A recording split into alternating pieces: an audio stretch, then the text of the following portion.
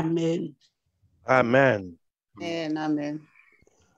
Ok. Amen. Amen. Amen. Nous allons avoir notre prière d'ouverture avec le frère Pierre-Richard André.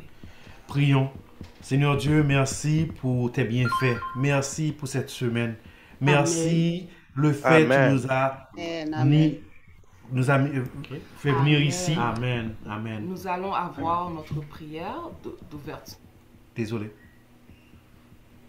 Prions. Seigneur Dieu, merci pour tes bienfaits. Merci pour ton amour. Merci pour tes bienfaits. Merci pour ta grâce. Seigneur Dieu, tu nous avais passé une très bonne fin, très bonne semaine. Et merci de nous avoir enlevé tout ce qui n'est pas de toi en nous. Seigneur Dieu, nous avons péché devant toi. Nous savons que nous avons péché. Merci d'avoir touché nos cœurs. Merci d'avoir enlevé tout ce qu'on a dit avec notre bouche, qu'on a vu avec nos yeux, qu'on a entendu. Il y a des choses qu'on devait faire, on ne les a pas fait. Mais ce soir, tu nous as fait grâce. Merci pour tous ces enfants qui sont là. Il y en a qui vont venir. Merci pour ce plateforme, Seigneur Dieu. Tu sais que nous avons besoin de la santé mentale. Nous avons besoin de savoir comment la traiter. Merci, Seigneur Dieu, de nous donner cette opportunité d'apprendre, Seigneur Dieu. Reste avec les gens qui vont présenter, avec le groupe, le département de la santé de l'Église francophone, que tu as mis ça dans leur cœur, de nous présenter cette formation aujourd'hui et demain. On te dit merci pour ça, Seigneur Dieu. Reste avec toutes les familles ici présentes. Que ton nom soit glorifié. Et aide-nous. Que nos cœurs ne se troublent point. C'est toi qui l'as dit, Seigneur Dieu. Ouvre nos cœurs afin d'apprendre. Non seulement qu'on va apprendre de la présentatrice, mais aussi on va le mettre en pratique. Aide-nous, guide-nous pas. Et à la fin, on va te donner toute la gloire que tu mérites. Merci à l'avance. Aide-nous, Seigneur Dieu, que tout se fait. Et on va toujours te donner la gloire. Je te demande tout ça au nom de Seigneur Jésus ce soir. Amen. Amen. Amen. Amen.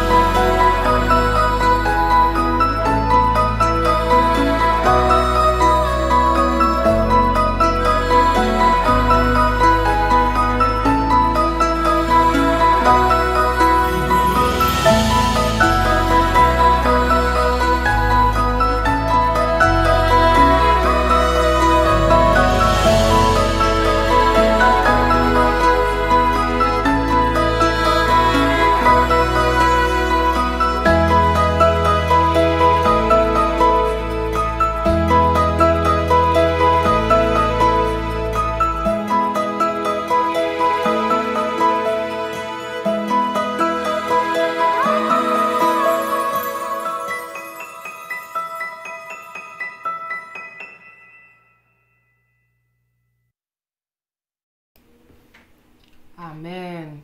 Amen. Amen. Nous allons continuer avec notre chant thème avant de donner la parole à Sœur Dimanche. Notre chant thème, c'est Jésus, tu es puissant. Je vais partager mon écran.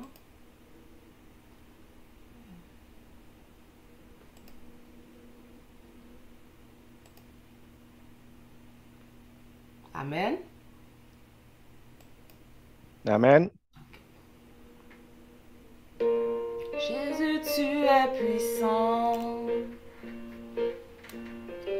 le vainqueur de la tombe. Tu déplaces les montagnes. Jésus, tu es puissant. Jésus, tu es puissant. Le vainqueur de la tombe. Tu déplaces les montagnes. Jésus, tu es puissant. Nous triomphons dans le nom de Jésus. Nous avons la victoire dans le nom de Jésus. Le Christ sur le trône, nous le déclarons. Jésus, tu es puissant. Jésus, tu es puissant. Le vainqueur de la tombe. Tu déplaces les montagnes. Jésus, tu es puissant.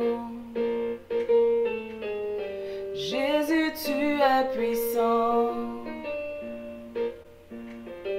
Le vainqueur de la tombe. Tu déplaces les montagnes. Jésus, tu es puissant.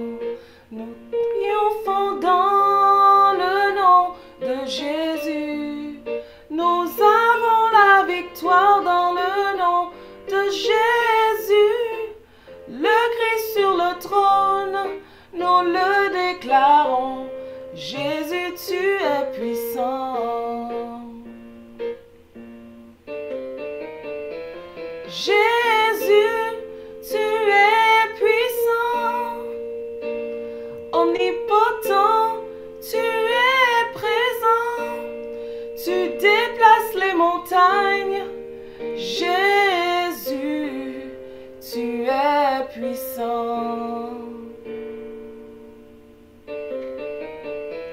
Jésus, tu es puissant, omnipotent, tu es présent, tu guéris les malades. Jésus, tu es puissant. Amen. Amen, amen. Amen. Amen. Juste avant de passer le micro à notre bien-aimée sœur Dimanche, je voudrais vous rappeler que nous avons 15 minutes à la fin de la présentation où vous allez pouvoir poser toutes vos questions.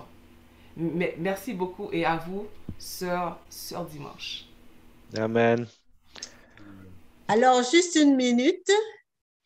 Je prends le plaisir de vous présenter notre bien-aimée sœur. Elle est de la famille de l'Église francophone, car ce n'est pas la première fois qu'elle nous fait grâce de ces dons si précieux. Alors, ce soir encore, cette semaine, elle a été assez gentille et disponible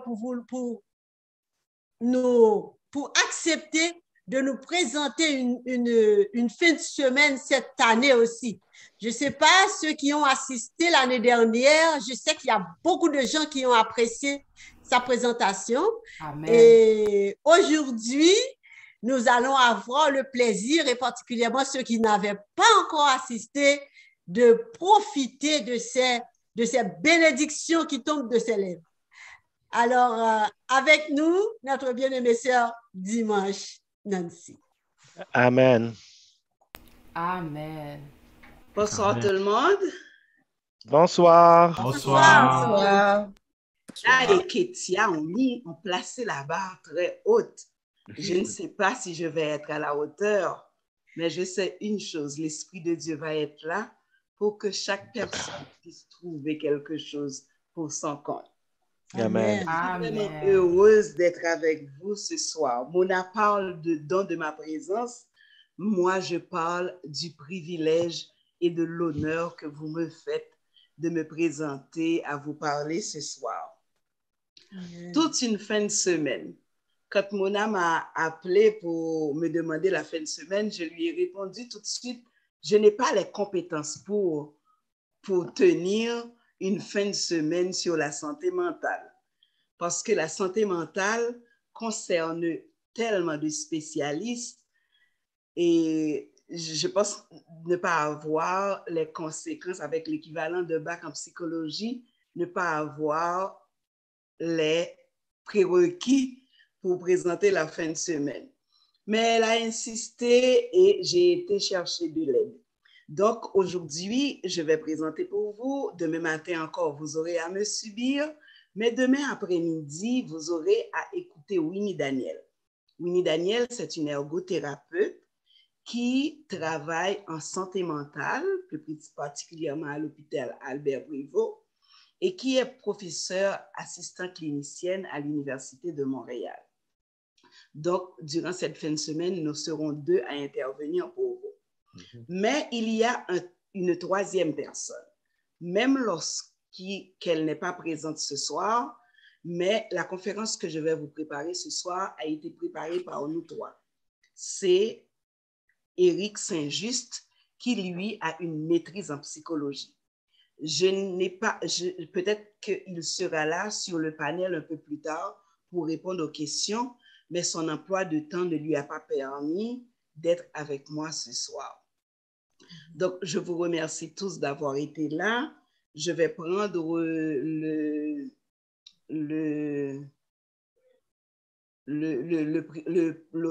l'autorité de voir si je peux partager mon écran afin de pouvoir vous présenter mes diapos. Mais je vous dis tout de suite que vous n'aurez pas les meilleurs diapos parce que mon technicien qui aurait pu me permettre de vous présenter les diapos sans mes notes n'est pas présent. Donc, vous allez avoir les diapos, mais pas comme j'aurais voulu vous les présenter. Ce que je demande toujours ou que je prie ou dans mes interventions, c'est de demander à Dieu de vous envoyer quelque chose pour que vous ne soyez pas ici en vain, mais surtout pour que moi, je puisse être guidée par lui afin de vous apporter ce dont vous avez besoin pour votre équilibre mental et spirituel. Donc, je vais essayer de partager mon... Je vais fermer d'abord mon participant. Et ouvrir ici. Puis partager.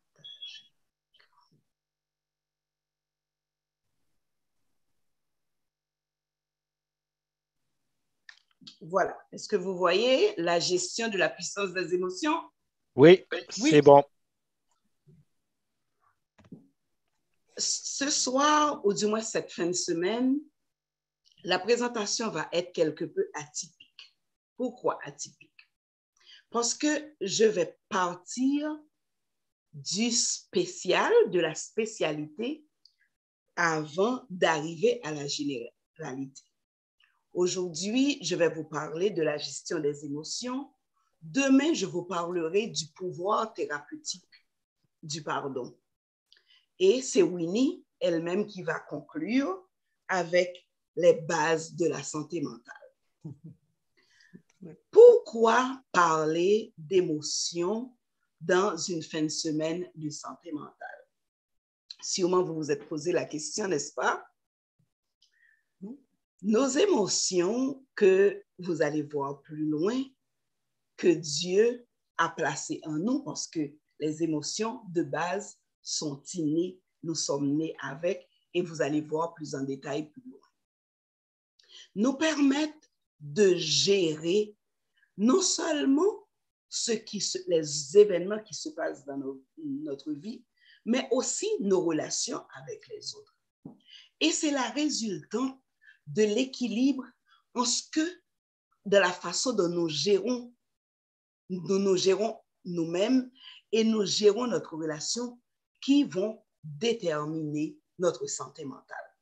Donc, j'ai jugé important de partir avec vous sur cette base, de voir qu'est-ce qui est dérangé, qu'est-ce qui peut être dérangé, qu'est-ce qu'il faut protéger pour ne pas tomber dans les problèmes de santé mentale. Dans l'introduction de Mona tantôt, elle vous a parlé de l'importance de la santé mentale. Moi, je vous dis que depuis 2016, l'OMS prévoyait déjà que les problèmes de santé mentale seraient la première cause d'absentéisme au travail, particulièrement la dépression. Je vous dis 2016, l'OMS ne savait pas qu'il y aurait COVID et confinement. Et sûrement, vous voyez dans votre entourage les impacts et les retombées maintenant de ce que la COVID a fait sur la santé mentale de nos contemporains. Donc, je salue cette initiative de l'Église de se soucier de chaque membre et de chaque membre dans son intégralité, tant dans sa santé spirituelle que dans sa santé physique et mentale. Donc, voilà, nous allons rentrer parce que j'ai beaucoup de matière. N'hésitez pas à m'arrêter si vous voyez que le train part trop vite. Et pour que je puisse m'arrêter parce que j'ai beaucoup de matière afin de pouvoir tout couvrir. Donc, j'ai quasiment exercé et expliqué mon premier diapo. Mais juste avant d'entrer dans la gestion des émotions en soi, parlons un petit peu de la santé mentale. C'est quoi la santé mentale? La santé mentale, quelqu'un est en santé mentale quand cette personne vit dans un équilibre dynamique.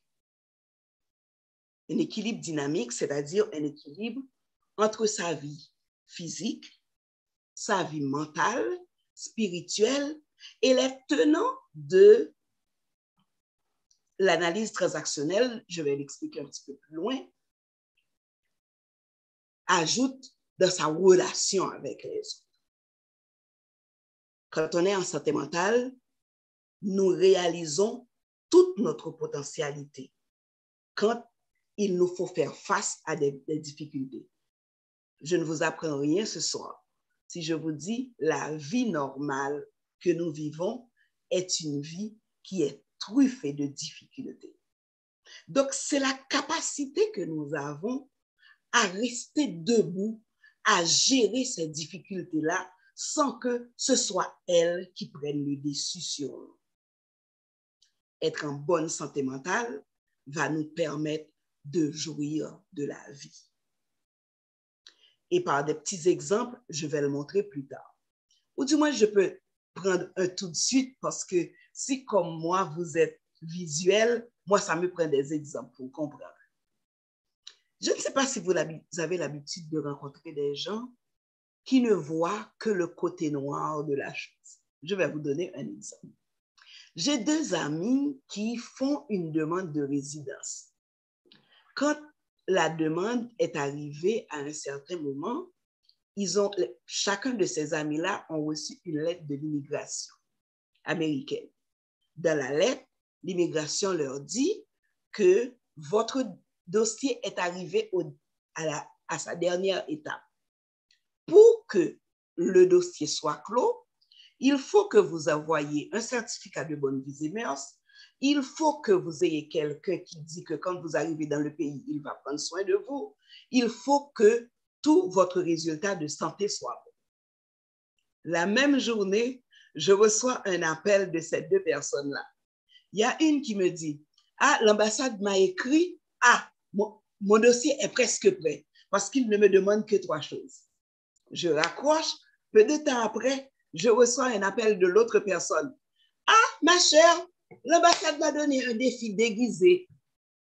Les gens m'ont appelé pour me demander des certificats de bonne vie et mœurs. Qui est-ce qui va me recevoir? Ah, ça, c'est un défi déguisé. » Donc, vous comprenez que cette personne-là ne va pas jouir de la vie parce que dans un simple processus normal, elle voit déjà une persécution. Donc, la façon dont nous percevons les choses, la façon dont notre structure mentale perçoit les choses, ça peut nous empêcher de jouir de la vie. Maintenant, la table est mise pour la santé mentale. Entrons dans le sujet de ce soir, les émotions. Que sont les émotions?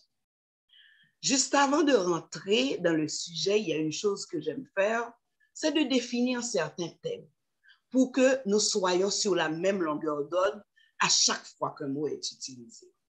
Nous allons définir la santé mentale et les émotions.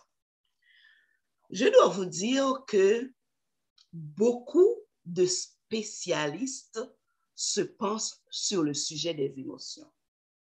Les psychiatres, les neurologues, les thérapeutes, les psychologues, quasiment tous ceux qui interviennent dans la vie parce que l'être humain, on le conçoit pour bien dealer avec lui, doit être pris dans son contexte global.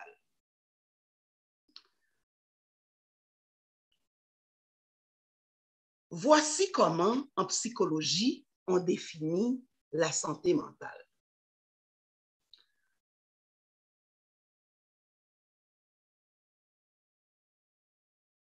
Les psychologues disent que l'inconscient, pour communiquer avec la partie superficielle qui est le conscient, a créé un système permettant d'exprimer les choses et de voir des façons intuitives de les exprimer. Donc, selon la psychologie, l'inconscient n'est qu'un système qui est créé pour permettre au conscient de communiquer avec l'inconscient.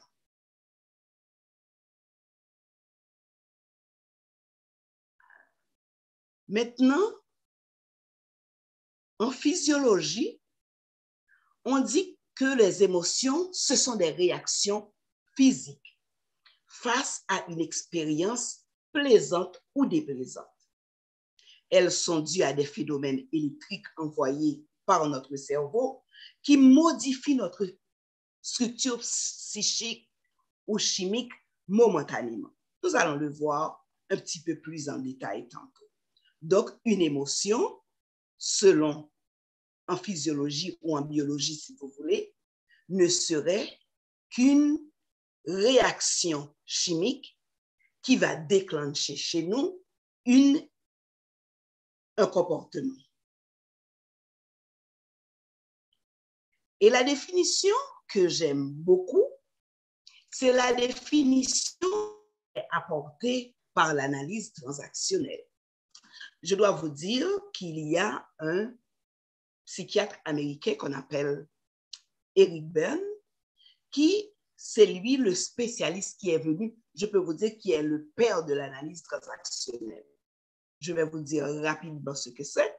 C'est d'abord une forme de thérapie en psychologie, l'analyse transactionnelle, qui consiste à traiter les individus pas seulement avec des médicaments ou bien, comme les psychologues le faisaient dans le temps, rien que recevoir l'individu, mais de prendre l'individu dans son contexte. D'ailleurs, ici particulièrement, ou en psychiatrie, ou dans les gens qui fréquentent les cliniques de psychologie ou de psychiatrie, le rencontrent souvent. En analyse transactionnelle, la personne qui est en traitement va l'être avec sa personne, la personne qui est plus proche d'elle. Si c'est un homme, sa femme va être là durant les traitements. Si c'est un parent, son enfant, il va y avoir un médecin, il va y avoir un psychiatre, il va y avoir une infirmière, une ergothérapeute, un psychologue. Donc, ce sont ces ensembles d'intervenants-là qui vont intervenir pour faire le traitement et la thérapie. Donc, des fois, ils vont même se référer au travail de la personne parce qu'ils disent qu'un individu, pour être bien traité, doit être bien pris dans son contexte. Maintenant, je vous ai dit ce que c'est que l'analyse transactionnelle, mais je vais vous dire maintenant quelle définition est-ce que eux, ils proposent. Ils définissent les émotions comme le tableau de bord d'une voiture. Vous tous qui m'écoutez ici, si vous ne conduisez pas, vous avez au moins l'habitude de vous asseoir devant et de voir le tableau de bord d'une voiture. Il dit les émotions sont à l'être humain ce que le tableau de bord est à la voiture. Si l'on veut aller très loin, il faut tenir compte des messages que le tableau de bord nous envoie. Prenons par exemple quelque chose qui est sur notre tableau de bord, comme le gauge qui marque l'essence, par exemple. Si je sors ici et que je veux venir à Toronto le matin, si mon gauge me dit que je suis presque sûr ou bien ça marque tant presque vide, je dis, ben, je m'en fous, là, je m'en vais à Toronto, je suis pressé. Est-ce que j'arriverai à Toronto? J'y arriverai pas parce que je n'ai pas tenu compte de l'information que mon auto m'envoie, qui me dit, Nancy, tu dois t'arrêter pour mettre de l'essence dans ton auto. Eh bien, l'intelligence émotionnelle nous dit que nos émotions, c'est ce tableau de bord-là qui nous envoie des informations. Donc, si nous voulons aller loin, il faut tenir compte de ces informations. Maintenant, je vous ai dit la définition des émotions. Si on vous parle d'émotions, vous saurez ou du point de vue physiologique, ou du point de vue psychologique, ou du point de vue de l'analyse transactionnelle, ce que c'est qu'une émotion. Maintenant, émotion. Combien de types d'émotions il y a? Il faut que je vous dise tout de suite, on n'a pas le même nombre d'émotions en général, parce que chacun, ou du moins les tenants dans le domaine, définissent et donnent plusieurs types d'émotions. Prenons par exemple Eric Berne, de qui nous venons de parler maintenant.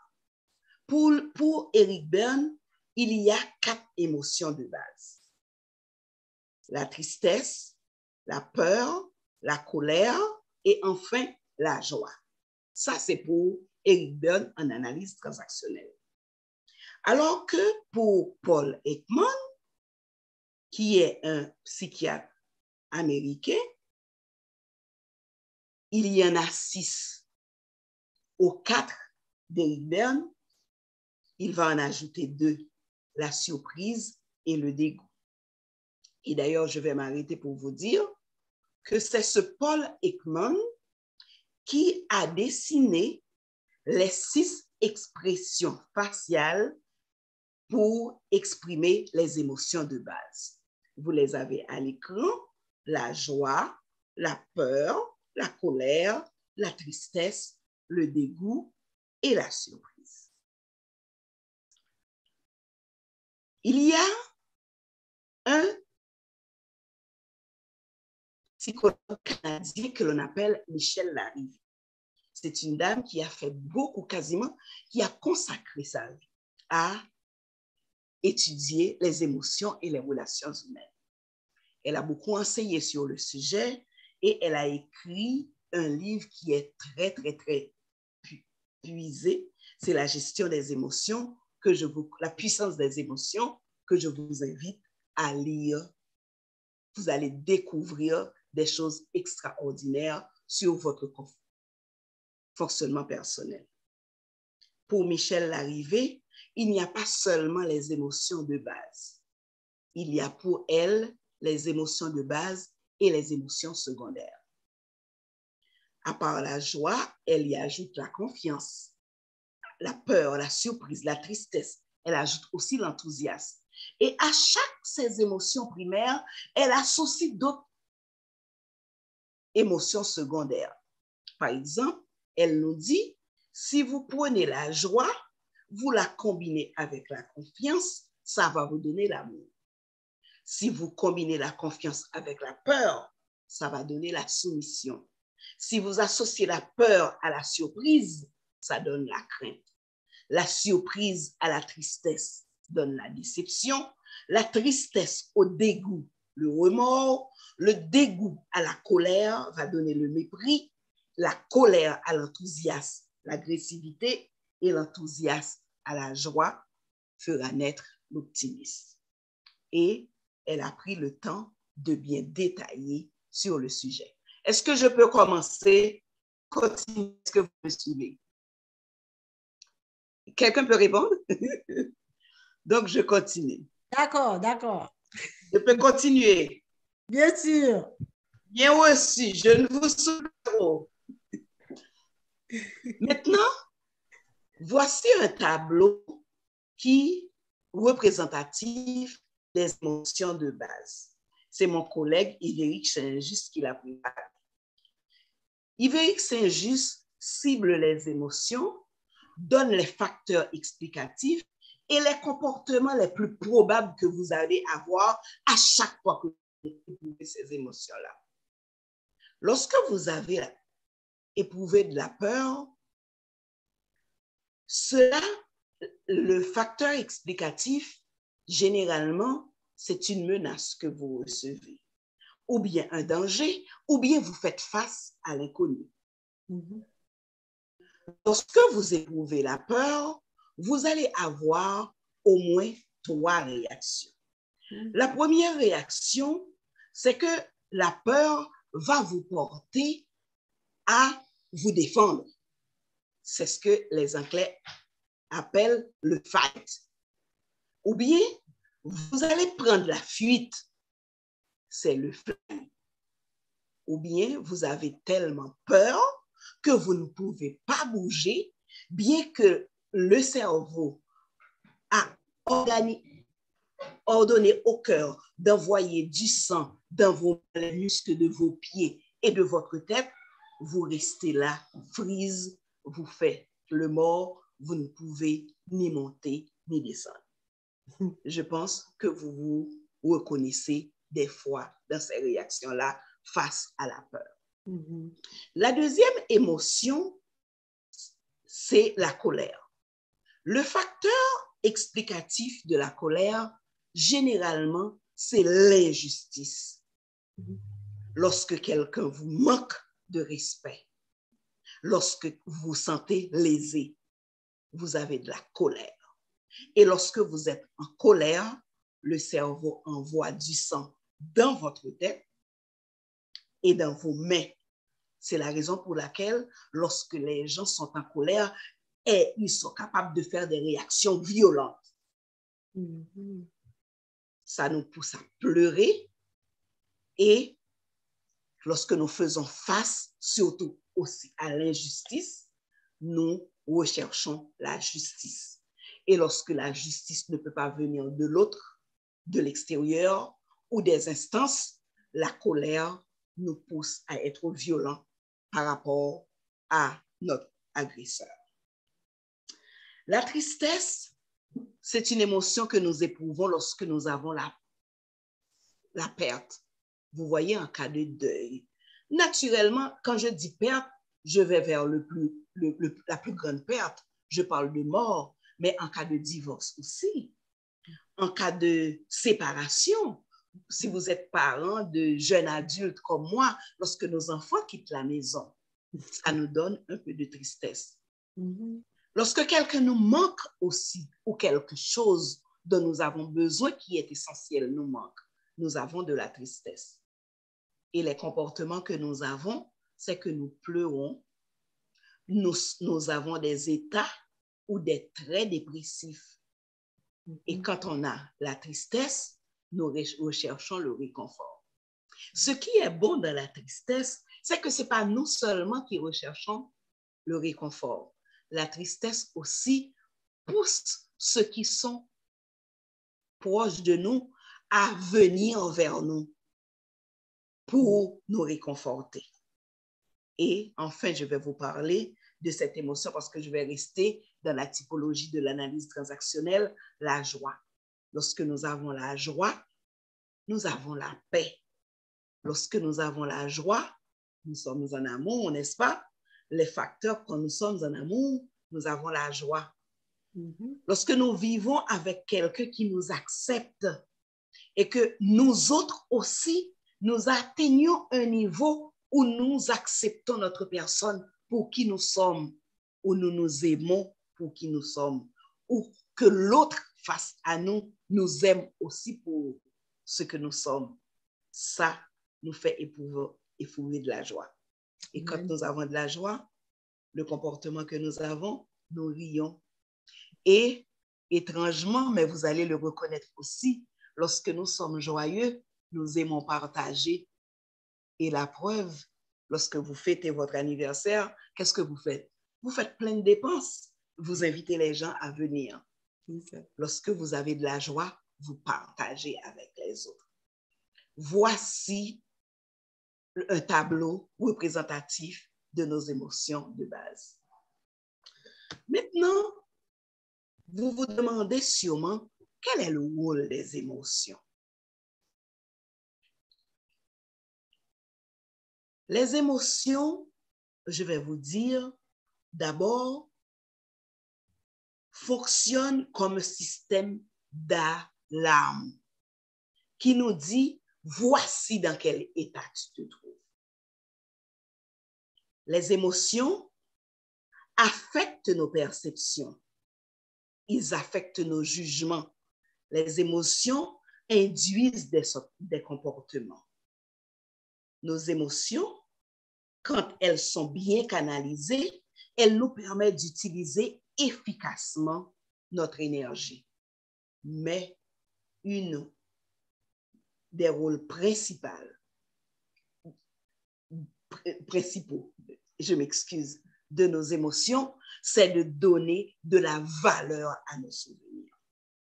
Si je vous dis, qu'est-ce qui s'est passé le 20 avril 2011? Vous allez me dire non, je ne me souviens de rien. Mais en tant qu'Haïtien, si je vous dis, qu'est-ce qui s'est passé le 12 janvier 2010? Vous allez tous me dire tremblement de terre en Haïti.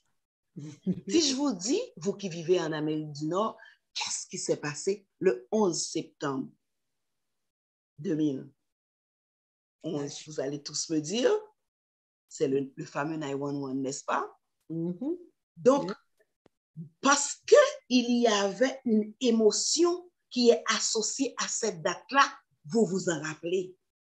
Si je vous dis qu'est-ce qui s'est passé le 23 juin 89, par exemple, vous allez me dire, vous ne savez pas. Moi, je me rappelle. J'ai donné naissance à mon premier enfant. Donc, à cette date est associée une émotion et l'émotion donne de la valeur à mes souvenirs. Maintenant, nous allons voir comment est-ce que les émotions agissent. Quand nous éprouvons une émotion, qu'est-ce qui se passe? La peur permet à l'homme de fuir face au danger. Lorsque nous éprouvons de la peur, il y a une augmentation de la circulation du sang dans les muscles de nos jambes. Pourquoi? C'est pour entraîner le corps à la fuite ou à l'inaction, au cas où nous avons besoin de nous rassurer pour obtenir de la protection. Lorsque nous éprouvons de la tristesse, cela nous permet de bien nous intégrer au groupe. Vous connaissez cette phrase qui dit « Nul ne se connaît tant qu'il n'a pas souffert ». je demande à Dieu de vous préserver de grands malheurs. Par exemple, comme un malheur que moi j'ai connu il y a de cela 11 ans. Lorsque vous faites la perte d'un être cher, les autres se tournent vers nous. J'ai entendu un pasteur prêcher et j'aime tellement ça. Il a dit que Dieu ne nous a pas créés pour que nous vivions seuls nos souffrances. C'est la raison pour laquelle, quand nous sommes en souffrance et que nous sommes tristes, naturellement, les autres viennent à nous. Je peux vous dire, regardez, lorsque vous marchez dans la rue, quand quelqu'un tombe, tout le monde accourt pour l'aider. Dès que quelqu'un est en danger, tout le monde veut l'aider. Donc, ça nous permet cette émotion-là, Dieu nous permet de l'intégrer pour que nous puissions de l'avoir pour que nous puissions nous intégrer dans le groupe dans lequel nous sommes. La joie nous permet de survivre et crée en nous le besoin de partager. Et la joie aussi, puisque nous parlons de santé mentale, c'est l'antidouleur par excellence. Lorsque nous sommes dans la joie, nous éprouvons du plaisir, il y a une forte sécrétion de la dopamine qui se fait dans le sang. Et cela nous procure une sensation de bien-être. Lorsque nous sommes dans la joie, ça augmente aussi notre système immunitaire. Vous allez voir, les gens qui sont toujours tristes sont la plupart du temps toujours malades parce que leur système immunitaire est très bas, parce qu'ils manquent de dopamine dans leur sang. Et le bonheur que procure cette émotion, ces personnes-là ne l'ont pas. La colère, me direz-vous, ce n'est pas une bonne chose, mais on va en discuter un peu plus loin. Parce que la colère, c'est une émotion nécessaire. Vous vous rappelez que je vous disais que nos émotions sont innées. Nous sommes nés avec, c'est Dieu qui nous l'a donné. Tout comme nous avons des organes physiques qui gèrent les choses. Par exemple, nous avons le foie, par exemple, qui sécrète la bile. Les émotions sont là pour réguler notre état physique et mental. Donc, la colère va nous fournir l'énergie nécessaire pour franchir les obstacles et se protéger contre les agressions. Il y a beaucoup de choses que nous réalisons dans notre vie. Si nous n'étions pas en colère contre nous-mêmes, jamais nous ne l'aurions fait. Parce que cette colère nous donne un boost, nous donne de l'énergie pour le faire, parce que ça nous rend agressifs, ça nous rend un peu ambitieux et nous permet d'atteindre notre but. La colère, je vais vous le redire, ce n'est pas une mauvaise émotion. Tout est dans la gestion de l'émotion. Et nous, qui prêchons toujours la tempérance, vous savez que l'excès en tout nuit. La surprise, c'est cette émotion qui nous met en éveil. On l'associe toujours à la peur, parce que lorsque nous avons peur, nous voulons fuir. Lorsque nous faisons face à l'inconnu, nous avons peur. Et la surprise met tous nos sens en éveil pour nous permettre de faire face à l'inconnu. Et enfin, la dernière émotion que je vais vous parler, c'est le dégoût. Il y a un journal dans les années 80, il y a un article qui est sorti dans le New York Times qui disait que le dégoût, c'est le cendrillon des émotions. Il y a d'autres intervenants qui appellent le dégoût le ministère de la santé publique des émotions. Le dégoût fait quoi? C'est le dégoût qui fait que nous gérons ce qu'on appelle la bulle individuelle. Et ici au Québec, on l'emploie tout le temps. On dit à quelqu'un, il était dans ma bulle. C'est ce qui nous empêche de nous rapprocher, de rester proche de quelqu'un que nous ne connaissons pas. Et c'est l'absence, la bonne gestion du dégoût qui nous permettent de faire le col-col avec les gens que nous aimons. Le dégoût aussi protège notre organisme de tout ce qui peut nuire à notre santé. Maintenant, je vais vous faire rire. Lorsque moi, j'ai vécu la plupart les 3/4, je peux dire, de ma vie en Haïti, il y a des choses que nous mangeons, il n'y avait pas d'étiquette, il n'y avait pas de bust before sur les choses que nous mangeons. Par exemple, prenons quelque chose de simple. Quand on prend une mangue ou un avocat, si la mangue est pourrie, le dégoût va nous empêcher de mordre dans la mangue. C'est ça. Si le lait caillé pue, on ne va pas boire le lait. Donc, le Seigneur avait déjà placé en nous un système qui met une date d'expiation sur les choses. C'est le dégoût. Donc, vous voyez, les émotions nous sont utiles pour une bonne gestion de notre vie. Maintenant, je vais m'arrêter pour prendre 5 minutes pour faire un petit quiz. Est-ce qu'il y a quelqu'un qui peut me dire maintenant, c'est quoi une émotion, avant que je continue? C'est quoi une émotion? On va dire ça rapidement. Dis-moi ça dans vos mots. Participants, n'hésitez pas. Allez-y. Est-ce que tout le monde ici parle français? Sans exception. Est-ce que tout le monde ici parle créole? Non, pas tout le monde. Pas tout le monde. OK. Donc, vous pouvez faire l'intervention dans la langue que vous voulez, et puis il y a des traducteurs dans la salle.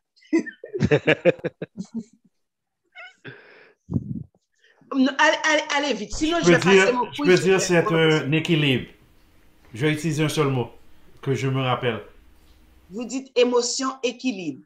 Oui, c'est un équilibre. Une autre réponse. Je vous rappelle qu'il n'y a pas de mauvaise réponse. Allez-y. L'envoi d'un signal. L'envoi d'un signal. Allez-y. Est-ce qu'il y Moi, a une je troisième dirais que personne? c'est une réaction à une expérience. Une réaction face à une expérience. Encore, une dernière. Maintenant, je vais poser mon autre question. Est-ce que une émotion est bonne ou elle est mauvaise? Les deux. Elle est bonne. Aucune. Les deux. Elle est bonne. Elle n'est ni bonne ni mauvaise en soi. Oui, c'est la gestion de l'émotion qui peut être bonne ou mauvaise. Je pense que j'ai les meilleurs élèves au monde. Amen. En effet, il n'y a pas de bonne et de mauvaise émotion. L'émotion nous envoie un signal. Vous vous souvenez? Oui. C'est le tableau de bord. Est-ce que mon tableau de bord est méchant lorsque mon tableau de bord me dit que je n'ai pas d'essence? Non. Donc, mon émotion ne peut être ni bonne ni mauvaise. Par contre, mon émotion peut être agréable ou désagréable. Vous êtes d'accord avec moi? Si j'ai peur, ce n'est pas agréable, n'est-ce pas? Mais si j'ai de la joie, ça, c'est agréable. Donc, l'émotion peut être agréable ou désagréable, mais il n'y a pas de bonne ou de mauvaise émotion. Est-ce qu'on peut vivre sans émotion? Non. On ne peut pas vivre sans émotion. Donc, est-ce qu'on doit gérer nos émotions? Bien sûr. Définitivement. Définitivement, on doit les gérer. Donc, maintenant, nous qui sommes chrétiens, parce que nous sommes de nouvelles créatures, je veux croire que tout mon public, que vous particulièrement qui m'écoutez sur Zoom, vous êtes tous à l'église, vous êtes de nouvelles créatures.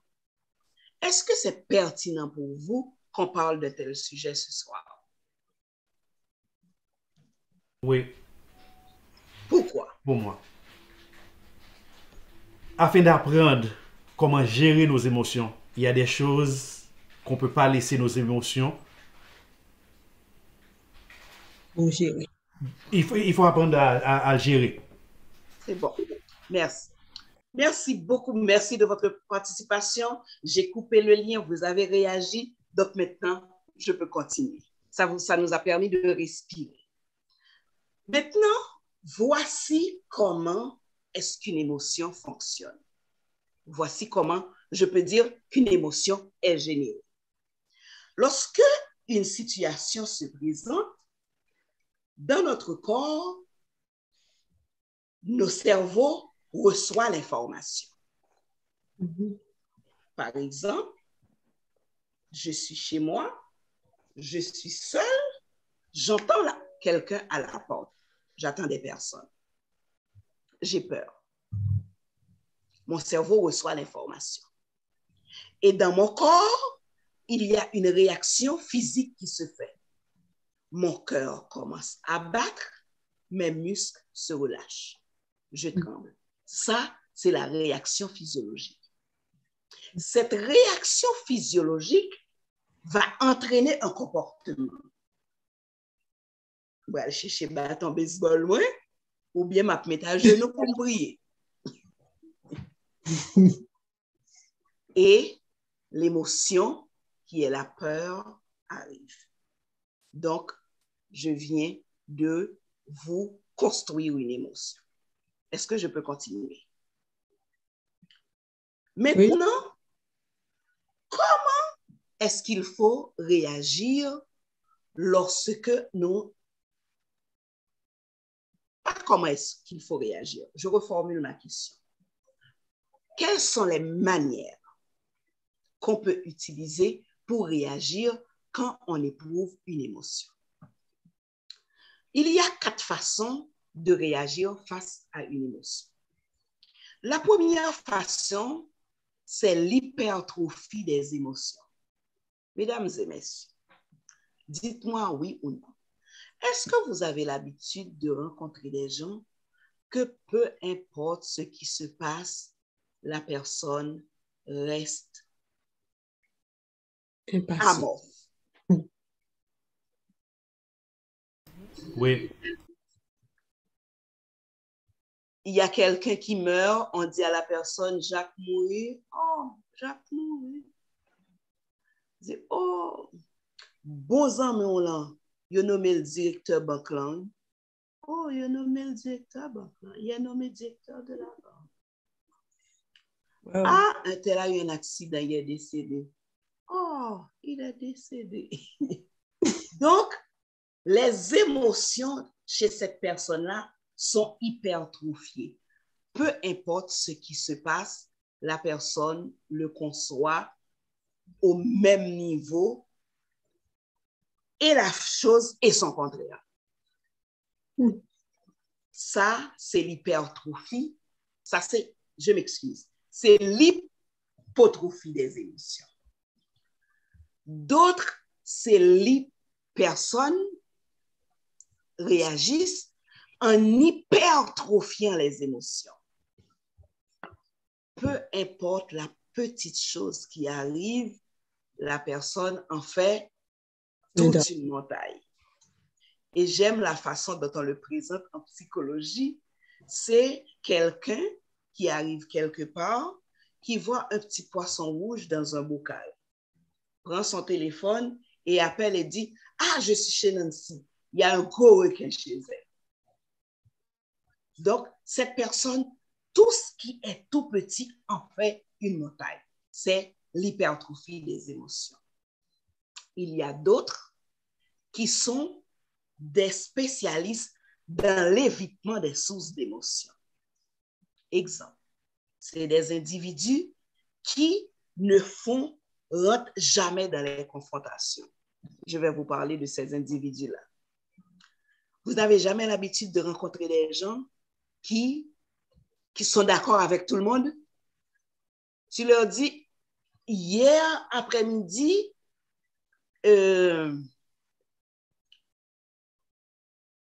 quel exemple je peux prendre?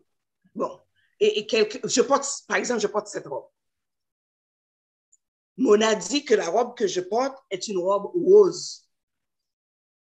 Et puis, Pierre-Richard lui dit, non, non, ça, c'était pas rose. Ça, c'était un petit blanc pâle. Quand Mona a dit c'était rose, elle a dit, ah, c'était rose.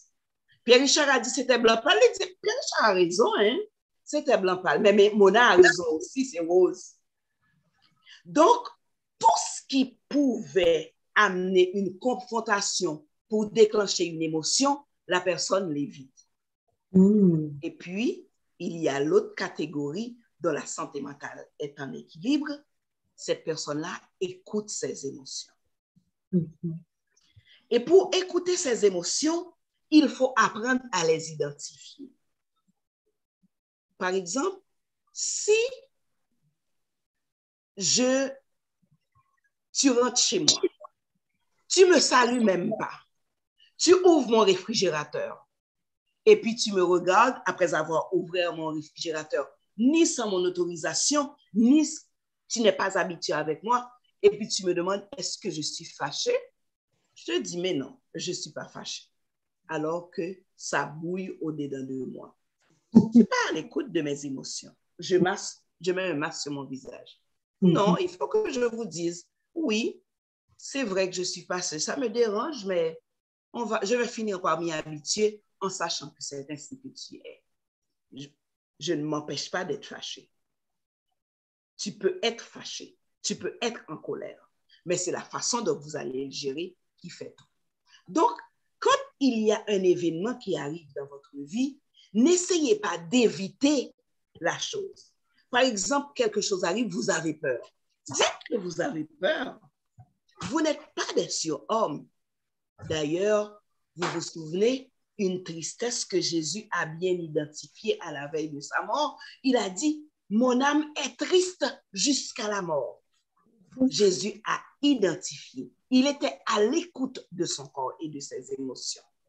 Donc, quand vous éprouvez une émotion, il faut être à l'écoute de ces émotions-là afin de mettre le comportement approprié pour retomber sur votre pied et garder votre équilibre mental. Voici ce qu'il ne faut pas faire lorsque vous éprouvez une émotion. Il ne faut pas se faire du mal. Il ne faut pas faire du mal à autrui. Il ne faut pas détruire des matériels de valeur. J'avais une amie, son mari était très colérique. Et quand la colère arrive, c'est un monsieur qui il ne frappait pas sa femme, mais il pouvait détruire tout son vaisselier. Et quand sa colère passe, à chaque fois, il faut qu'il achète à nouveau des choses pour remplir ce qu'il avait cassé. Il y a d'autres personnes qui se font du mal. Vous ne savez pas rencontrer des gens qui sont en conflit avec d'autres personnes qui se décident de ne pas manger. J'avais une grande sœur, elle faisait toujours ça. Moi, j'aimais quand elle était en colère parce que je savais que j'allais manger ce qu'on lui offrait. Parce que comme ma sœur, quand elle est en colère, elle ne mange pas. Elle se fait du mal. Il y a d'autres qui, quand ils éprouvent des émotions, qui font du mal à d'autres personnes. C'est une très mauvaise gestion des émotions. Être en colère ne vous autorise ni à détruire du matériel de valeur, ni à faire mal à vous ou à autrui.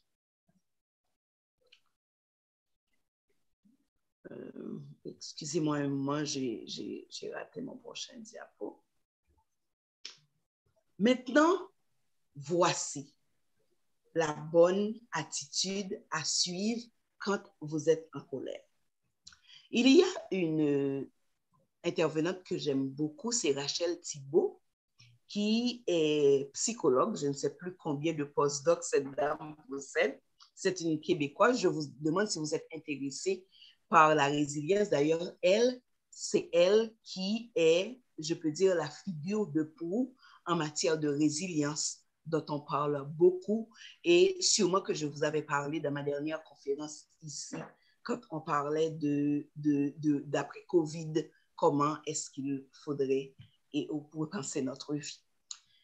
Il dit, elle reprend comment est-ce qu'il faut, ce qu'il faut faire lorsque nous éprouvons une émotion, ce qu'il faut toujours faire. C'est de reconnaître que la situation que nous venons de vivre génère une émotion. C'est d'accepter cette émotion-là, de partager ce que nous éprouvons avec quelqu'un pour lui dire, ah, ce qu'un tel m'a fait m'a vraiment mis en colère. Ou bien, ah, quand ceci est arrivé, j'ai eu vraiment peur.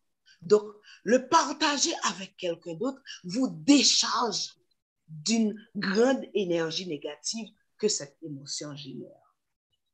Et quand vous éprouvez une émotion, c'est de prendre soin de vous, de cette émotion-là, afin de pouvoir surmonter. Et je vais venir maintenant avec le mot résilience, afin de pouvoir rebondir pour tomber sur votre pied, ou non seulement tomber sur votre pied, mais pour être mieux avant que vous avez eu cet événement-là dans votre vie. Et elle propose aussi les 4 R. Il faut se reconnaître, respirer, réfléchir et revenir. Je vais prendre un exemple simple pour ceux qui sont en couple. Lorsque il y a une intervention en psychologie, peut-être que Winnie va vous en parler demain, lorsque les gens qui ont des colères qu'ils ne peuvent pas contrôler, les gens qui ont des troubles de personnalité, on leur dit, lorsque vous êtes en colère, surtout l'hiver, mettez votre manteau, sortez de la maison. Surtout si vous avez tendance à être violent ou par rapport à vous ou par rapport à ceux qui sont autour de vous. Il faut sortir de la maison. Sortir de la maison va vous permettre de réaliser les 4 R. Vous allez vous retirer. En sortant dehors, vous allez respirer une bonne bouffée d'air fraîche. En marchant, ça va vous permettre de réfléchir et vous allez voir, en revenant, le petit requin va redevenir le petit poisson rose. Ce qu'il faut toujours faire lorsque vous éprouvez une émotion. Pourquoi est-il si important de gérer nos émotions? Si nous ne gérons pas nos émotions, cela va y avoir des conséquences désagréables. Nous allons décompenser. Par exemple, une personne qui a une cause qui lui procure de la tristesse. Si cette personne garde cette tristesse au même niveau pendant 2 semaines affilées, cette personne-là va tomber dans la dépression. Si vous gardez pendant longtemps votre émotion, vous pouvez devenir insensible émotionnellement. Si vous gardez trop longtemps vos émotions, vous allez mésinterpréter la réalité. Vous allez prendre la réalité pour ce que vous éprouvez. Et lorsque vous confondez la réalité avec la sensation, vous êtes en déséquilibre mental. Et garder trop longtemps nos émotions nous font somatiser. Il y a une expression que nous disons toujours en créole lorsque nous sommes fâchés. Nous disons, moi fait un mauvais sang, je me suis fait du mauvais sang. Vous savez que se faire du mauvais sang n'est pas seulement une expression, c'est aussi au sens propre. Parce que lorsque vous êtes en colère et que vous êtes stressé, dans votre organisme, vous accélérez la sécrétion du cortisol, qui est l'hormone du stress. Et cette hormone du stress, à la longue, va donner le cancer, les ulcères, les problèmes de peau. Donc, vous allez somatiser, vous allez faire du mauvais sang qui va circuler dans votre organisme pour rendre le corps malade. Et lorsque vous gardez trop longtemps vos émotions, vous finissez par vous identifier à vos émotions. Et ça nuit à votre estime de soi, à votre estime de vous-même. Lorsque vous gardez trop longtemps vos émotions, vous avez toujours des réactions excessives. Nous étudions cette semaine la réaction des fils de Jacob à l'annonce du viol de leur sœur Dina. Ils ont pris le temps d'aller parler avec le père de Sichem, de parler, de demander que les gens soient circoncis. Ils ont attendu 3 jours et vous savez ce qui en est sorti. Ils ont massacré toute la population de Sichem, tous les hommes de Sichem, parce qu'ils ont gardé trop longtemps leur émotion, qui était cette colère-là. Maintenant, comment comprendre que nous éprouvons des émotions? Il faut toujours se demander, prendre le temps. Moi, je dis toujours, vous ne pouvez pas prendre soin des autres si vous ne prenez pas soin de vous. Malheureusement, ici en Amérique du Nord, nous prenons soin de notre travail, nous prenons soin de notre maison, nous prenons le temps d'amener nos autos chez le garagiste, mais nous ne prenons pas le temps de prendre soin de nous entendre, de nous écouter et de faire le constat comment notre machine fonctionne tant physiquement que psychiquement. Il faut toujours se demander, ou le matin, ou le soir, ou un petit moment de la journée, comment est-ce que je me sens? Comment est-ce que je sais quelle émotion est-ce que je ressens? Comment se sentent les autres? Comment se sent mon mari? Comment se sent ma femme? Comment se sentent mes enfants? Et comment est-ce que je le sais? À chaque émotion, il y a un comportement.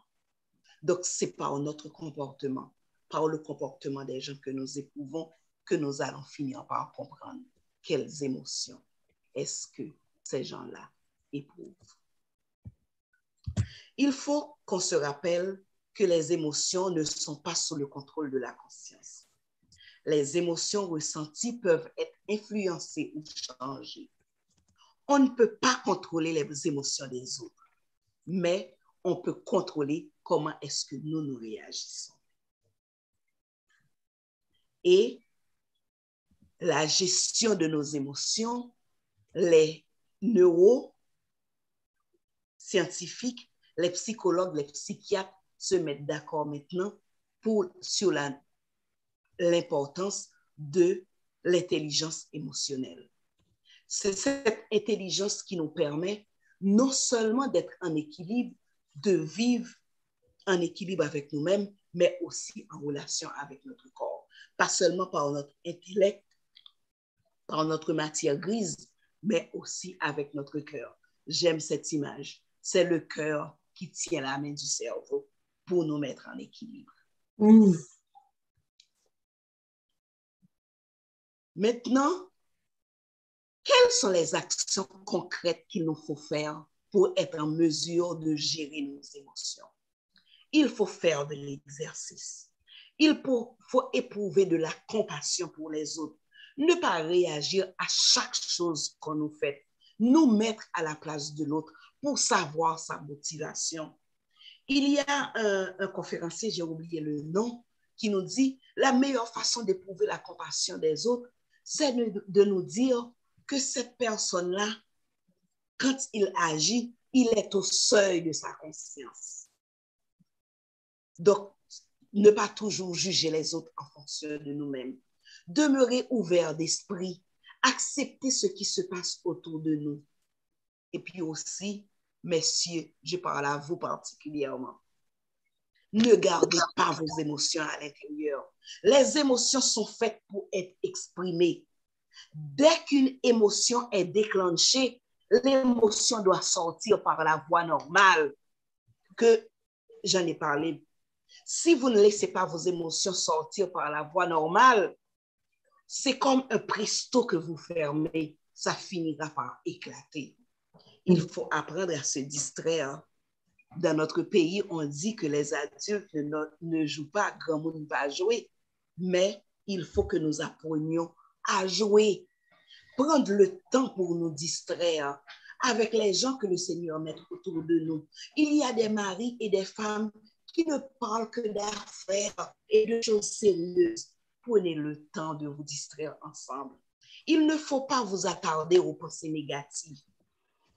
Passez du temps à l'extérieur. C'est difficile maintenant avec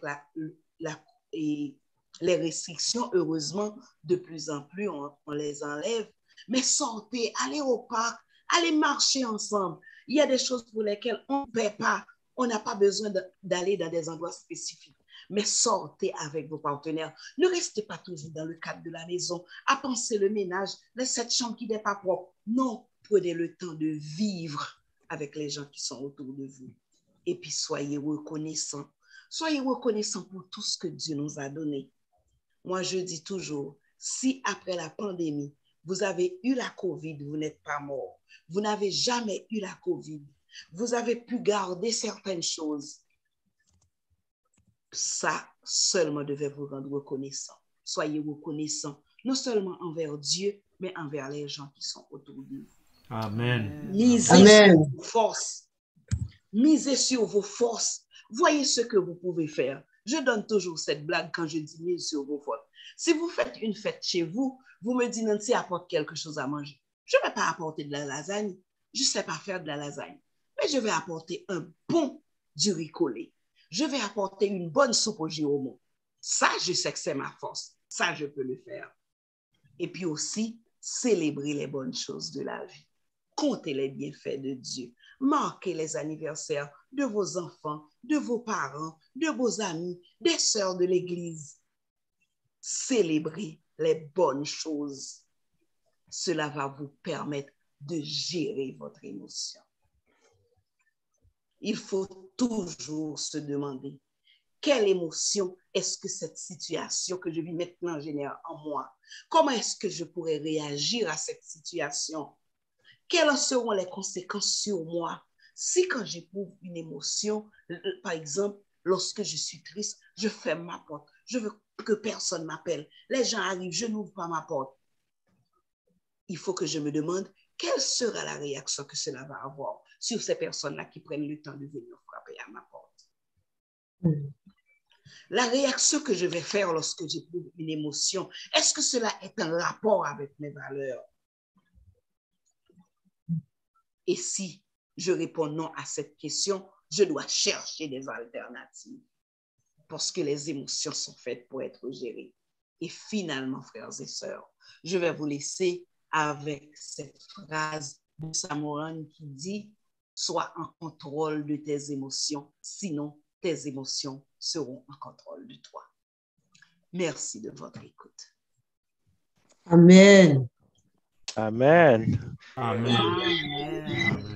Vous pouvez ouvrir vos micros et dire un gros Amen et merci. Amen, amen, amen. Amen. Amen. Amen. Amen. Amen, amen. Très bien. Amen. Très bien. Alors, comme annoncé plus tôt, on va donner l'occasion à tous ceux et celles qui le désirent de poser des questions par rapport au sujet que nous avons vu aujourd'hui, la gestion des émotions, la gestion de la puissance des émotions. Alors, le temps est à vous. Vous pouvez écrire vos questions ou vous pouvez vous manifester pour poser une question. Nous avons 15 minutes de consacrés pour cela. Alors, encore une fois, merci, Sœur Dimanche, pour cette présentation. Et maintenant, la parole est à vous, mes chers frères et sœurs et chers amis. Il y a déjà une main levée. Je ne sais pas, c'est frère Pierre-Richard, sœur Katia? Frère Pierre-Richard. Devine qui pose la question. Ah, vous êtes un couple. Vous êtes pareil. Vous formez un. C'est ça. J'ai une question, Sœur Dimanche. Oui. Alors, vous avez parlé des émotions qui donnent de la valeur, la tristesse. Vous avez touché avec la tristesse, tout ça. Mais ma question est, les gens qui aiment se plaindre ou sont toujours négatifs, Il y a de la neige, il fait froid. Il fait chaud, il y a le soleil. Est-ce que c'est un signe que cette personne souffre d'une maladie mentale ou insensible émotionnellement parlant ou d'équilibre quelconque?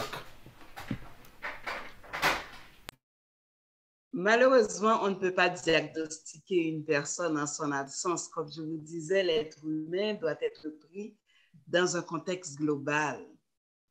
Mais il y a, vous savez, dans les types de personnalités, il y a des gens naturellement défaitistes qui va toujours voir le mal dans tout ce qui arrive. Mais il y a une chose aussi que en neurosciences qu'on est en train de découvrir. Il y a ce qu'on appelle les engrammes. Ce sont, vous savez que, comment est-ce que je vais recommencer? Le cerveau humain fonctionne comme une compagnie électrique, tu vois, avec les câbles qui relient tout et qui font des chemins pour chaque émotion que nous éprouvons. Si une personne est toujours triste, son cerveau va finir par faire une autoroute de tristesse. J'espère que je vais vous bien l'expliquer pour que vous le compreniez. Et cette autoroute, ça va être l'autoroute principale de la façon dont la personne va réfléchir. Peu importe ce qui arrive dans la vie de cette personne-là, le petit chemin va l'amener vers l'autoroute que la personne utilise généralement pour penser. Est-ce que c'est clair? Sinon, je vais élaborer. Donc, une personne qui a l'habitude de voir le mal, peu importe ce que tu lui présentes, son cerveau va aller détecter le mal. Parce que le cerveau humain est fait pour s'accommoder plus avec les mauvaises choses qu'avec les bonnes. Elle retient naturellement les mauvaises choses. Donc, si vous l'entraînez à ceci, naturellement, tout ce que vous entraînez va vous amener à ça. Laissez-moi vous expliquer quelque chose. Je connais une femme avec qui la vie n'a pas été trop douce, je dirais. Cette femme a fait beaucoup de pertes dans sa vie et a eu beaucoup de déceptions. Peu importe la mauvaise nouvelle que tu veux savoir, c'est elle qui va te l'apporter. Elle cultive quasiment un jardin de mauvaises nouvelles. Peu importe ce qui arrive, elle va voir la mauvaise chose. Par exemple, je peux vous dire, cette femme a perdu un enfant. La journée de la fête des mères, elle a 2 autres enfants. Les 2 autres enfants vont la fêter, vont faire tout pour la fêter. Elle va pleurer la journée parce qu'elle va dire, mon fils n'est pas là pour me fêter, il est décédé. Donc, peu importe ce qu'il faut pour apporter, le cerveau de la personne est branché vers. Mais la bonne nouvelle, c'est qu'on a su dans le temps que le cerveau humain, une fois conçu, était fait une fois pour toutes. Mais non, on peut reprogrammer les choses. Cette personne peut travailler pour faire le chemin inverse. Mais effectivement, il y a des gens comme ça. Je ne sais pas si l'explication vous convient. Non, oui, ça convient, mais c'est juste, je voulais chercher, est-ce qu'on devait les référer à un professionnel ou de rester loin? Ce n'est pas une maladie mentale. C'est pas une maladie mentale. Nous vivons dans une époque où on met une pathologie sur tout, où il y a un diagnostic pour tout. Mais ce n'est pas une maladie mentale, mais c'est des types de personnalités qui naturellement le font. Oui, mais excusez-moi. C'est un signe de la dépression aussi. OK. Parce que d'après la page 27, ok, t'as dit, il faut être reconnaissant. Moi, je me trouve impossible d'être reconnaissant à côté de ces gens-là. Moi, je suis reconnaissant juste de me réveiller le matin. Imagine ces personnes-là, oh, il fait trop chaud. Oh, je peux pas être reconnaissant. Alors, ça m'empêche. C'est juste, je prends un exemple. C'est pour ça. Mais merci pour la réponse. On va laisser à quelqu'un d'autre. Merci, madame. Eh bien, merci. Pasteur Josué, notre pasteur national, a une question. Je veux dire merci beaucoup à notre sœur Dimanche. Ça fait longtemps. Ça fait au moins 7 ans. Bonjour, Josué. Ça va? Oui, très content de vous entendre ce soir. C'est très enrichissant. De mon côté, j'apprends beaucoup.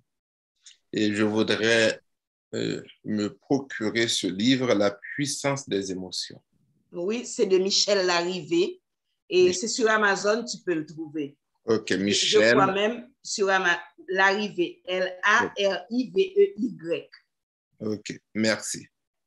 Et moi, j'ai une question qui risque... je veux qu'elle soit courte parce que je ne veux pas que cela prenne trop de temps parce qu'il y a d'autres personnes. Ok? Mais tantôt, vous avez dit tout est dans la gestion des émotions. Ok? Vous avez donné des trucs lorsque nous éprouvons telle émotion.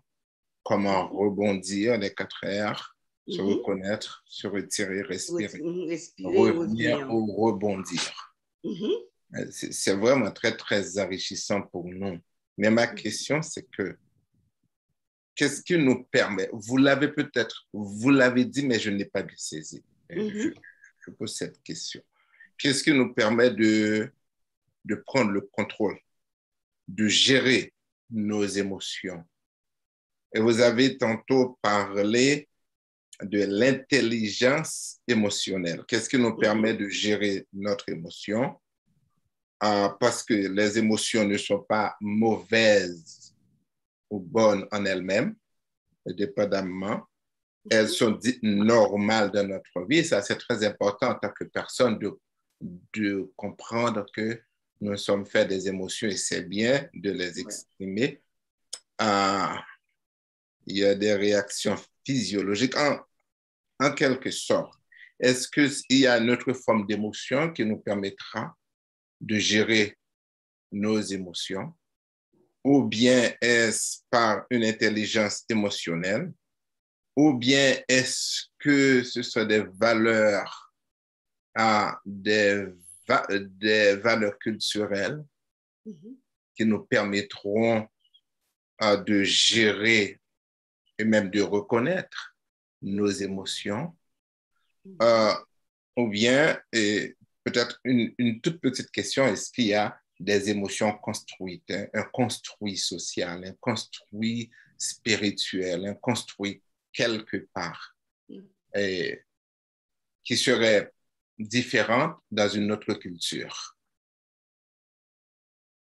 Je vais essayer de formuler, mais ce qu'on fait toujours, je vais formuler pour que tu me dises si exactement c'est ce que j'ai bien compris. Yeah. Tu dis que j'ai parlé des émotions, mais ce que tu voudrais savoir, c'est que est-ce qu'il y a un contenu culturel par rapport aux émotions? Et ça, ou bien, on va laisser cette question parce qu'on n'a pas de temps pour me parler du construit social. On n'a pas de temps pour cela, okay, parce qu'il y a trop de belles choses qui sont dites. Et qu'est-ce qui nous permet de gérer vous vous souvenez que je vous disais, l'émotion va engendrer un comportement, n'est-ce pas? Et c'est le comportement, c'est la gestion des émotions va être la gestion du comportement. Vous êtes d'accord avec moi? Je vous suis. Oui. On va prendre cette émotion que nous calculons. Moi, j'appelle l'émotion et la colère une émotion avec une date de péremption. Yeah. C'est une émotion qui est faite pour être mangée la journée même. Si tu laisses, la Bible a dit, ne vous couchez pas sur votre colère. Si vous vous mettez en colère, ne péchez point. Donc, si j'éprouve de la colère, vous savez ce qu'on propose aux gens dans la thérapie et de l'analyse transactionnelle. Quand vous êtes très, très en colère, ouvrez votre réfrigérateur, prenez un sac de glace, mettez votre main à l'intérieur. OK. Votre cerveau va couper le circuit de la colère. Oui. Ça va diminuer la circulation du sang. Et puis, si généralement, je vous dis, la colère généralement, c'est une émotion à laquelle est associée la violence. Yeah. Pour empêcher que la violence arrive, vous ralentissez le flux sanguin. Et le RRRR, c'est la méthode par excellence. Yeah. Et surtout nous qui vivons dans un pays froid. Quand tu sors dehors à moins 40 degrés, tu ne peux pas rentrer de la même façon dont tu étais sorti. Donc, c'est de savoir, parce que chaque être humain se connaît aussi. Si quand je suis triste, j'ai tendance à m'enfermer, eh bien, quand je suis triste, je vais vider ma boîte vocale pour qu'on me laisse tes messages et je vais me dire, Nancy, chaque matin, tu prends tes messages. Parce qu'il faut avoir un comportement associé pour pouvoir bien gérer. Et c'est sur le comportement que tu vas agir. Okay. Donc, ce serait quelque chose qui partirait de moi ou quelque chose qui partirait de certains savoirs. Parce que là, on le dit. Mais tu es un ensemble. Parce que, laissez-moi vous dire, dans tout ce qu'on fait, il y a la volonté. Si la volonté ne s'y met pas, tu vas être un végétal. Yeah. Il faut que la volonté s'y mette. Gérer l'émotion, c'est d'abord vouloir gérer l'émotion. Yeah. Et c'est apprendre aussi à gérer l'émotion. C'est ça. Parce que il y a une seule personne sur laquelle tu as le pouvoir de gestion de l'émotion. Ouais, c'est sur soi. C'est sur soi. Yeah. Merci. Merci beaucoup. Merci. Bien, merci. Est-ce qu'il y a une autre question parmi les participants, parmi tous ceux qui sont là? Frère Saint-Préus. Frère Saint-Préus, vas-y. Oui, j'ai dit merci à Sœur Nancy pour la présentation. Ma question, c'est surtout sur, comment je peux dire ça? Quand quelqu'un doute, est-ce que ça fait partie d'une émotion? Et puis, qu'est-ce que ça peut faire sur la personne qui doute et sur l'entourage de la personne?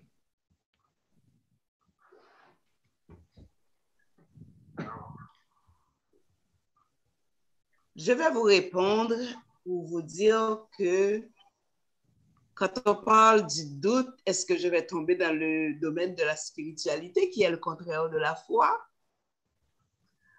Je ne peux pas associer le doute et j'ai un diapo qui, laissez-moi me retourner dans le diapo de Michel Larrivé qui parlait des émotions qui sont des dérivés. Et même dans les émotions dérivées, je n'ai pas trouvé le doute. J'ai la crainte, j'ai le remords. Par contre, j'ai l'optimisme, mais je n'ai pas le doute. Et le doute n'est pas traité dans le cadre de l'émotion. Donc, j'ai l'impression que je vais laisser au pasteur le soin de répondre à cette question-là. Parce que je ne peux pas associer le doute à une émotion. Tu es sur mute, pasteur, si tu cherches à parler. Je ne voudrais pas répondre à cette question parce que le doute peut être compris dans un autre cadre, philosophique, tout au moins. Maintenant, est-ce que c'est le doute dans un cadre, dans une compréhension chrétienne? Oui, je pourrais répondre. Mais lorsqu'on parle ici des des émotions, je préfère entendre que d'essayer. Oui, parce que je ne pense pas que dans tous les courants d'idées que j'ai dans les émotions, je n'ai pas vu le doute. Je n'ai pas vu le doute. Et le doute, généralement, ça va aller vraiment un peu avec l'estime de soi. Lorsque vous avez beaucoup d'échecs ou lorsque vous n'êtes pas compris dans votre milieu, vous allez avoir des doutes. Mais vraiment, ça n'a pas beaucoup rapport avec les émotions. Je m'excuse de ne pas satisfaire à votre demande.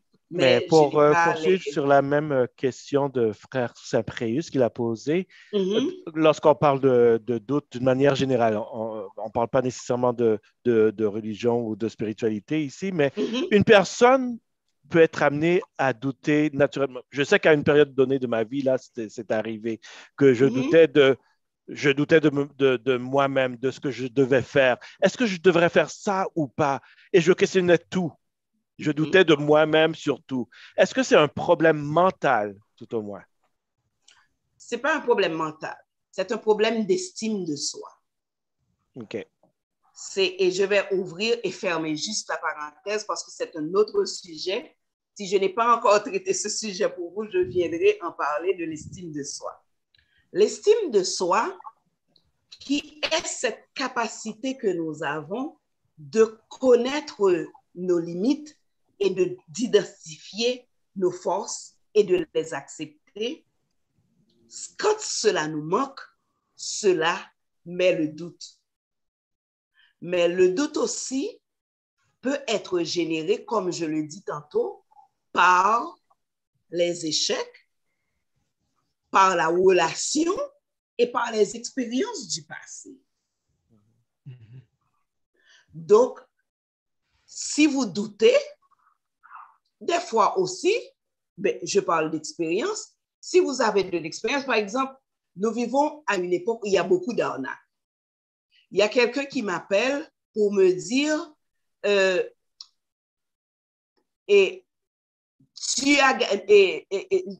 on a fait un tirage au hasard, tu viens de gagner $1000. Mais est-ce que j'ai joué? Comment est-ce que la personne me connaît? Pourquoi est-ce que je sors dans ce tirage? Ou bien vous avez déjà reçu que Bill Gates partage sa fortune et que c'est vous qui l'a choisi. Mais c'est légitime que j'éprouve un doute par ça parce que Bill Gates ne me connaît pas pour partager sa fortune avec moi. Donc, le doute est légitime, mais si vous voyez que vous doutez tout le temps, vous doutez de tout, vous avez un problème d'estime de soi. Donc, je veux fermer la parenthèse parce que je vous dis, c'est vraiment un autre sujet. Merci. Très bien. Merci. On va peut-être prendre une dernière question parce que l'heure avance. Est-ce que quelqu'un aurait une dernière question à poser? J'aimerais poser une question. Oui, vas-y, frère Pérou. Quel est le côté positif de l'émotion? S'il y existe, est-ce qu'on en a besoin? Et si oui, est-ce que c'est important pour la vie, l'émotion, spécialement dans le domaine sentimental? Est-ce qu'il y a le beau côté? Il y a, tout comme je vous disais, il y a le bon côté des émotions. Nous parlons de santé mentale. Si vous n'êtes pas à l'écoute de votre émotion, vous ne serez pas en équilibre mental. Quelqu'un qui est en équilibre mental, c'est quelqu'un qui est capable d'identifier ses émotions, de les gérer et de vivre en conséquence. Parce que l'être humain est un amas d'émotions. Prenez votre vie quand vous vous levez le matin jusqu'au coucher, vous allez voir combien de fois vous avez éprouvé de l'émotion. Quand je me lève le matin en hiver pour sortir de la maison, je suis un peu triste. Quand je mets la clé dans mon auto, je pensais partir, l'auto ne part pas, je suis en colère. Quand mon fils sort et s'arrange pour que mon auto parte, j'ai de la joie. Je suis contente. Quand j'arrive sur l'autoroute, je vois qu'il y a quelque chose, je ne sais pas ce qui se passe devant, la file n'avance pas. Je suis surprise.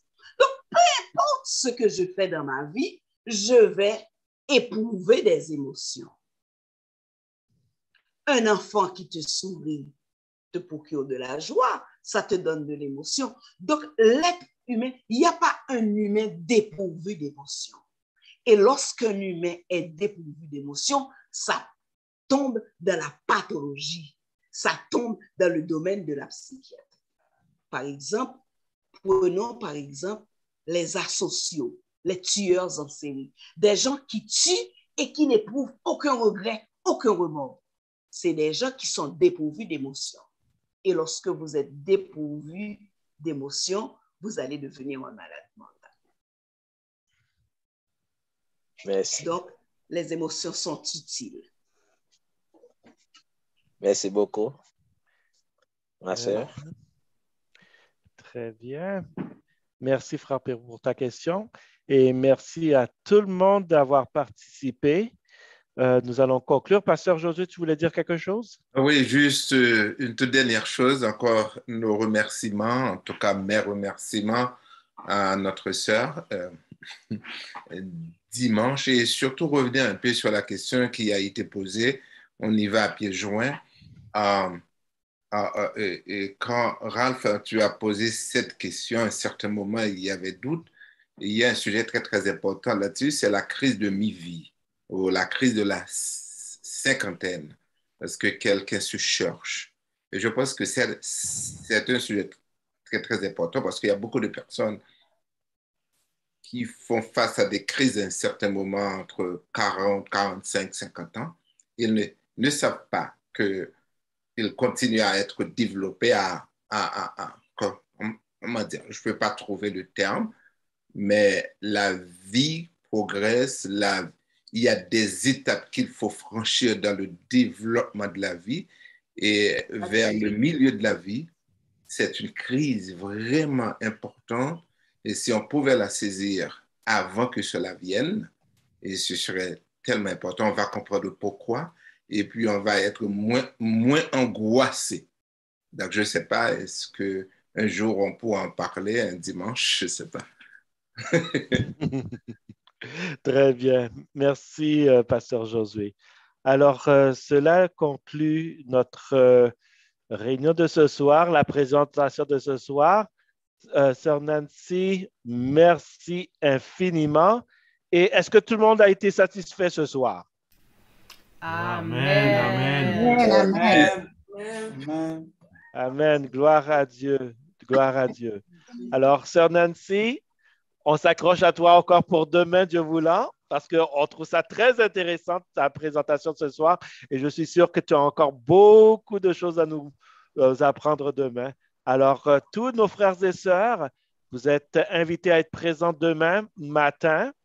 Nous allons continuer ce week-end sur la santé mentale, et dans l'après-midi également, nous aurons une réunion, on vous donnera plus de détails demain matin là-dessus. Alors, sur ce, merci beaucoup de votre présence, et nous allons conclure par une prière finale, et par la suite, nous allons vous souhaiter un bon sabbat sur le regard de Dieu. Alors, sur ce, je vous invite à baisser la tête ou prendre une position révérencieuse pour prier. Éternel, notre Dieu, notre Père, nous te remercions pour cette soirée que tu nous as donnée. Et nous voulons profiter du moment, Père Saint, pour te remercier pour ton Saint-Sabbat qui arrive. Et nous voulons te remercier de nous avoir permis d'arriver jusqu'ici à ce moment-ci où nous avons appris plusieurs choses sur la gestion des émotions. Ce que nous voulons te demander, Père Saint, c'est de nous apprendre, de nous donner la sagesse pour que nous sachions comment gérer nos émotions dans toutes les circonstances de la vie. Nous comprenons que c'est un apprentissage, que ce n'est pas facile, mais que tu es là avec nous pour nous aider dans cette démarche. Aide-nous donc à marcher avec toi, donne-nous la sagesse qu'il nous faut et que ton Esprit Saint travaille en nous afin que nous puissions être des personnes avec des émotions, mais des émotions qui servent à la gloire de ton nom et à notre bien-être. Accorde-nous ta paix et ta grâce alors que la soirée est arrivée, que nous puissions bien dormir et que nous puissions être ensemble demain matin pour continuer sur ce week-end sur la santé mentale. Que nous gardions ton esprit, l'esprit du Saint-Sabbat en cet instant et pour toute la durée du sabbat. Nous te prions ainsi au nom de Jésus qui vit, qui règne au siècle des siècles. Amen. Amen. Amen. Amen. Amen. Amen. Encore merci beaucoup. C'était super ce soir. Donc, on a beaucoup d'espoir pour demain matin. Avec la grâce de Dieu, on sera richement bénis. N'est-ce pas, tout le monde? Amen. Amen. Amen. Amen. Amen. Amen. Amen. Amen. Alors, à demain soir, Dieu voulant, que Dieu vous bénisse. Ok, bonne nuit. Amen. Amen.